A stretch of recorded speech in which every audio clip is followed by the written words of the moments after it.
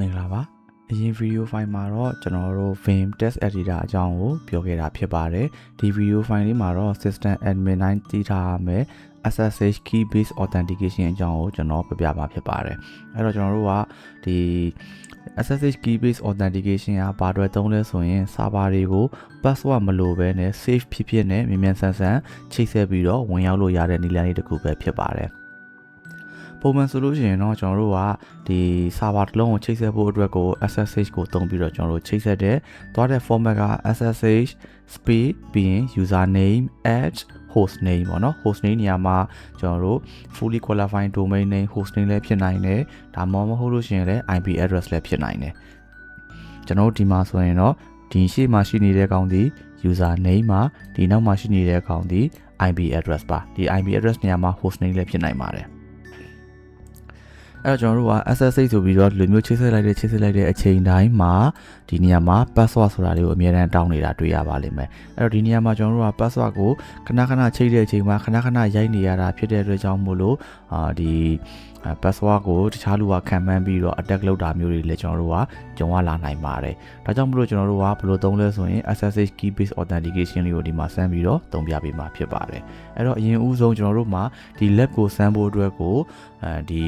server နှလုံးတော့ရှိနေဖို့လိုတာပေါ့နော်အဲ့တော့ကျွန်တော်တို့မှာ server နှလုံးတင်ထားပြီးသားရှိပါတယ်တခုကတော့အခုကျွန်တော်တို့လက်ရှိပြနေတဲ့ဒီ server တစ်လုံးမှာနောက်တစ်ခုကတော့ကျွန်တော်တို့ဒီ mobile extend ကနေပြီးတော့မှနောက်ထပ် terminal တစ်ခုထပ်ဖွင့်ပြီးတော့နောက်ထပ် server တစ်လုံးကိုထပ်ပြီးတော့ချိတ်ဆက်မှာဖြစ်ပါတယ်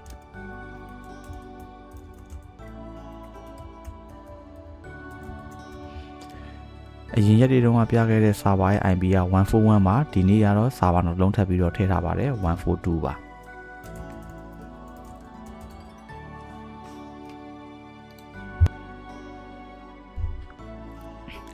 ဒါဆိုရင်ကျွန်တော်တို့မှာဒီမှာ terminal tab လေးနှစ်ခုခွဲလိုက်ပြီးဒီဘယ်ဘက်ချမ်းမှာရှိနေတဲ့ terminal tab လေးတစ်ခုရှိမယ်ညာဘက်ချမ်းမှာရှိနေတဲ့တစ်ခုရှိမယ်အဲ့တော့ဒီဟာကတော့ကျွန်တော်တို့ကဒီ VMware မှာဒီ virtual machine လေးကိုကျွန်တော်ကလုံးပွားထားတာဖြစ်တဲ့အတွက်ကြောင့်မလို့ user name တွေ host name တွေကတူနေတာဖြစ်ပါတယ်အဲ့တော့ကျွန်တော်တို့ကမတူအောင်လို့ချိန်မယ်ဘယ်ဟာကိုမတူအောင်လို့ချိန်မလဲဆိုရင်ကျွန်တော်ဒီမှာ local host လို့ခေါ်တဲ့ဒီ local host machine လေးရဲ့ host name လေးကိုကျွန်တော်တို့ချိန်ပါမယ်ချိန်ဖို့အတွက်ဆိုလို့ရှိရင်ကျွန်တော်တို့ရှေ့မှာလည်းတစ်ခါပြောခဲ့ပူပါတယ် system ထဲမှာရှိနေတဲ့ setting တစ်ခုကိုချိန်မယ်ဆိုရင်တော့သူဒီ super user access ရနေမှာပဲချိန်လို့ရမှာဖြစ်ပါတယ်ဒါကြောင့်မလို့ကျွန်တော်တို့ super user access ကိုယူပါမယ် su ဆိုပြီးတော့ကျွန်တော်တို့ enter ခောက်လိုက်မယ်root user ရဲ့ password ကျွန်တော်တို့ထည့်ပေးပါမယ်ထည့်ပေးပြီးပြီဆိုရင်တော့ကျွန်တော်တို့ရရမယ့် command လေးက hostname ctl set-hostname ဆိုပြီးတော့နောက်မှာကျွန်တော်တို့ပြောင်းချင်တဲ့ဒီ set ရဲ့ hostname ကိုထည့်ပေးရမှာဖြစ်ပါတယ်ဒီမှာတော့ကျွန်တော်တို့က server a.example.com ဆိုပြီးတော့ကျွန်တော်ထည့်လိုက်ပါမယ်ပြီးရင်တော့ကျွန်တော်တို့ exit နဲ့ပြန်ပြီးတော့ထွက်လိုက်ပါမယ်နောက်တစ်ဆင့်ထပ်ပြီးတော့ exit နဲ့ပြန်ပြီးတော့ထွက်လိုက်ပါမယ်မထွက်ရင်လည်းရတယ်ဘာကြောင့်ကျွန်တော်တို့က exit နဲ့ထွက်ပြီးပြလဲဆိုတော့အဲ့လိုမျိုး exit ထွက်ပြီးတော့နောက်တစ်ချိန်ပြန်ဝင်လိုက်မှပဲဒီအနောက်မှာရှိမဲ့ local host ဆိုတဲ့နာမည်လေးက server A ဆိုပြီးတော့ချိန်သွားမှာပဲဖြစ်ပါတယ်ပြီးကျွန်တော်တို့ပြန်ဝင်မယ်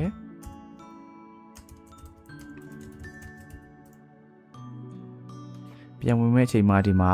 ဖြစ်သွားပြီလဲဆိုတော့ server A ဆိုပြီးဖြစ်သွားပါပြီဒါဆိုရင်ကျွန်တော်တို့ဒုတိယအလုံးကိုကျွန်တော်တို့ကဗာပေးမလဲဆိုရင် server B ဆိုပြီးပေးလိုက်မှာပေါ့နော်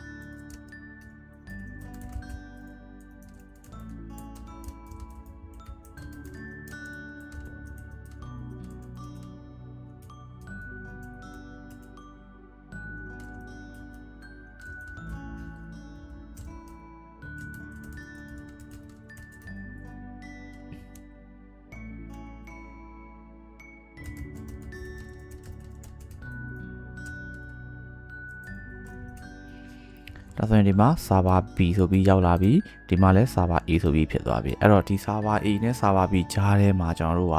ဒီတစ်ခုနဲ့ကိုအရင်ဦးဆုံးကျွန်တော်တို့ဘာ SSH key based authentication မသုံးသေးဘဲနဲ့ပုံမှန်တိုင်းဝင်ကြည့်မယ်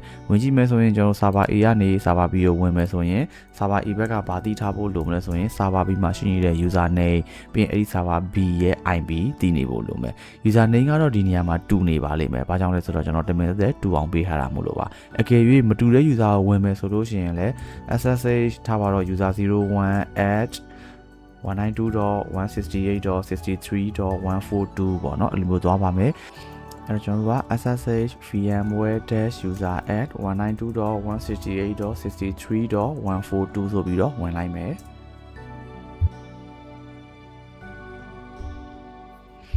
အဲ့တော့သူကဒီမှာပထမဦးဆုံးစပြီးတော့ချိတ်ဆက်တာဖြစ်တဲ့အတွက်ကြောင့်မို့လို့ကျွန်တော်တို့ yes or no မေးတယ်ကျွန်တော် yes ဆိုပြီးတော့ဖြေလိုက်မယ်ပြီးရင်အဲ့ဒီ 63.142 ပေါ့နော် server B မှာရှိနေတဲ့ VMware user ရဲ့ password ကိုဒီမှာထည့်ပေးရပါမယ်ဒါဆိုရင်တော့ကျွန်တော်တို့ဒီမှာ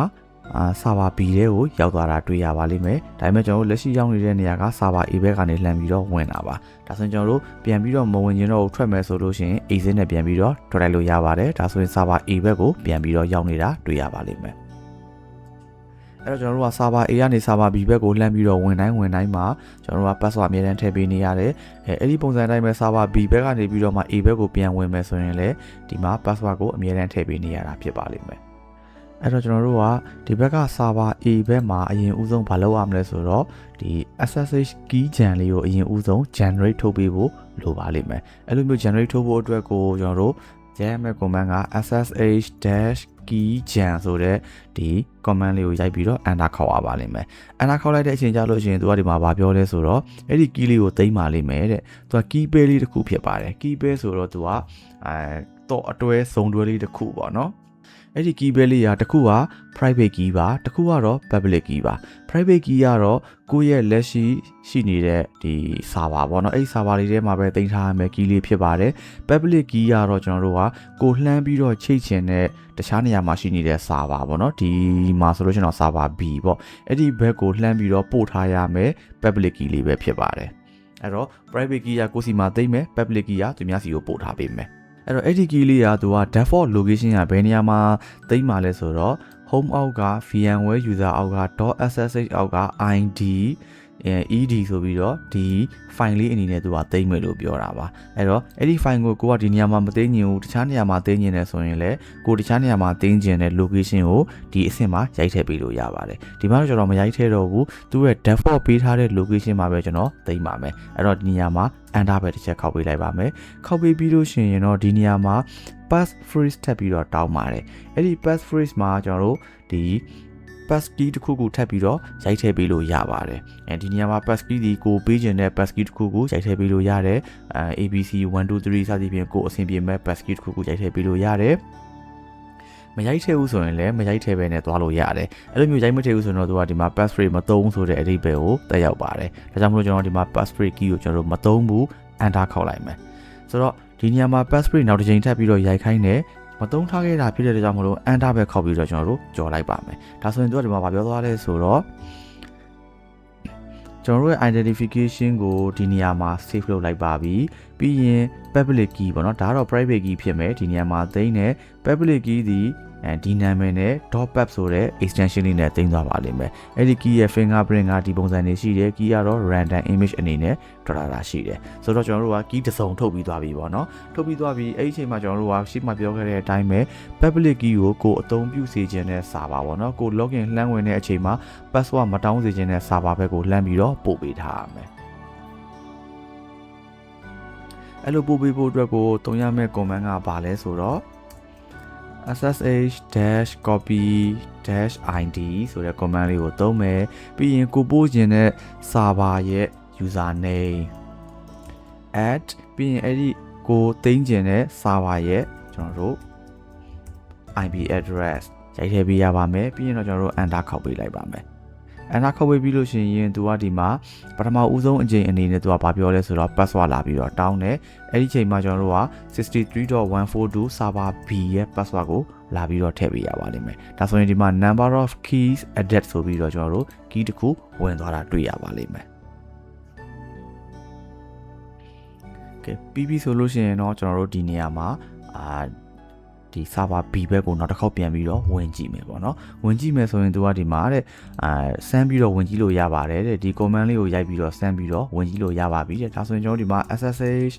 vmware-user at 192.168.63.142 ဆိုပြီးတော့ enter ခောက်ပြီးတော့ဝင်လိုက်တဲ့အချိန်မှာကျွန်တော်တို့ password မတောင်းမဲနဲ့ဝင်သွားတာတွေ့ရပါလိမ့်မယ်ဒါလေးကကျွန်တော်တို့ကကိုယ့်ဘက်မှာရှိနေတဲ့ server ကနေတခြားဘက်မှာရှိနေတဲ့ server ကို SSH key based authentication လုပ်ပြီးတော့ setup လုပ်ပြီးတော့ဝင်ပြပေးသွားတာဖြစ်ပါတယ်အကယ်၍ကျွန်တော်တို့ကအရှိကအဆင့်တွေမှာ passphrase key တွေတခုခုသာကျွန်တော်တို့ကသတ်မှတ်ခဲ့မယ်ဆိုလို့ရှိရင်ဒီလိုမျိုး enter ခောက်ပြီးတော့ဝင်လိုက်တဲ့အချိန်မှာကြားထဲမှာ passphrase တောင်းတဲ့တစ်ချက်အဆင့်တစ်ဆင့်ဝင်လာတာတွေ့ရပါလိမ့်မယ်အဲ့ဒီအချိန်ကျလို့ရှိရင်တော့ကျွန်တော်တို့ဒီ key ကို create လုပ်ခဲ့တော့က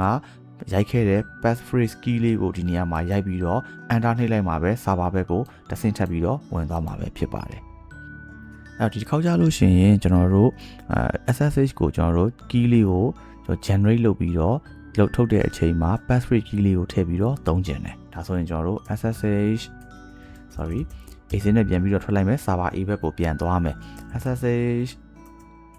key gen ဆိုပြီးတော့ကျွန်တော်တို့ generate ထပ်ပြီးတော့ထုတ်လိုက်မယ်ထုတ်ပြီးတဲ့အချိန်မှာဒီ file လေးကိုပဲကျွန်တော်တို့သုံးမယ်ဒီမှာသူကဒီ key file လေးကပထမတစ်ချိန်ထုတ်ထားပြီးသားဖြစ်တဲ့အတွက်ကြောင့်တော့သူ override လုပ်မလားလို့မေးတယ်အဲ့တော့ကျွန်တော် override လုပ်ခိုင်းလိုက်မယ် yes လို့ပြောလိုက်မယ်အဲ့တော့ဒီမှာ passphrase တောင်းတယ်ဒီချိန်ကျလို့ရှိရင်ကျွန်တော်တို့က passphrase ကို empty မထားခဲ့တော့1 2 3ဆိုပြီးကျွန်တော်ရိုက်ခဲ့လိုက်မယ်ထုံးစံတိုင်းပဲကျွန်တော်ရိုက်တဲ့နေရာဒီ keyboard မှာ1 2 3လို့ရိုက်ခဲ့ပေမဲ့ cursor လေးကနေရာလဲရွေးမသွားဘူး star ပုံလေးလည်းပေါ်မလာပါဘူး enter တစ်ချက်ခောက်လိုက်မယ်နောက်တစ်ချိန်ထပ်ရိုက်ပေးမယ်1 2 3 enter ထပ်ပြီးတော့ခောက်လိုက်မယ်ဒါဆိုရင်ဒီ key လေးဒီနောက်ထပ် key တစ်ခုအနေနဲ့ replace လုပ်ပြီးတော့တင်သွားပြီတင်သွားပြီဆိုလို့ရှိရင်အဲ့ဒီတင်သွားတဲ့ key လေးကိုကျွန်တော်တို့ကသုံးကျင်တဲ့ server ဘက်ကိုတစ်ခေါက်ပြန်ပြီးတော့ပို့ပေးပါမယ် ssh-copy-id ဆိုပြီးတော့ username IP ပေါ့နော် enter ခောက်ပေးလိုက်မယ်အဲ့ဒီ63.142 ပေါ့နော် server B ဘက်မှာရှိနေတဲ့ VMware user ရဲ့ password လေးကိုထည့်ပေးရပါလိမ့်မယ်ဒါဆိုရင် key တစ်ခုဝင်သွားပြီပေါ့နော်ဝင်သွားပြီဆိုလို့ရှိရင်ကျွန်တော်တို့ပြန်ပြီးတော့ login တစ်ခေါက်ပြန်ပြီးတော့ SSH နဲ့ဝင်ပြီးတော့စမ်းကြည့်ပါမယ် okay ဒါဆိုရင်ကျွန်တော်တို့က server B ဘက်ကိုလမ်းပြီးတော့ဝင်ကြည့်မယ် enter ခောက်လိုက်မယ်ကျွန်တော်တို့ဒီနေရာမှာ passphrase ကိုထည့်ထားခဲ့ပြီးသားရှိတယ်အဲ့ဒီ passphrase က1 2 3ဆိုပြီးကျွန်တော်ရိုက်လိုက်မယ် enter ခောက်လိုက်မယ်ဒါဆိုရင် password မတောင်းတော့ဘူး passphrase လေးပဲတောင်းတော့တယ်ကျွန်မ server B ဘက်ကိုရောက်သွားတာတွေ့ရလိမ့်မယ်အဲ့တော့ဒီ video file လေးရတော့ဒီလောက်ပါပဲ SSH key ကိုစောက်တာနဲ့အဲ့ဒီ SSH key တွေကို server တွေစီကို copy ကူးထည့်တဲ့ SSH key gen SSH copy id ဆိုတဲ့ command နှစ်ခုကိုကောင်းကောင်းကြီးမှတ်ပြီးသွားကြလိမ့်မယ်လို့ထင်ပါတယ်ကျွန်တော်တို့နောက်ထပ် video file လေးတွေမှာတော့ဗာလေးတွေထပ်ပြီးတော့ဒီတွေ့ရမလဲဆိုတာကိုသိရဖို့အတွက်ကိုဒီ video file လေးကိုကျွန်တော်တို့က like and share လေးလုပ်ပြီးတော့ channel လေးကိုလည်း subscribe လုပ်ထားပေးကြပါဦးအဲ့တော့နောက် video file တွေမှာပဲကျွန်တော်တို့ပြန်ပြီးတော့တွေ့ကြပါမယ်ဗျာ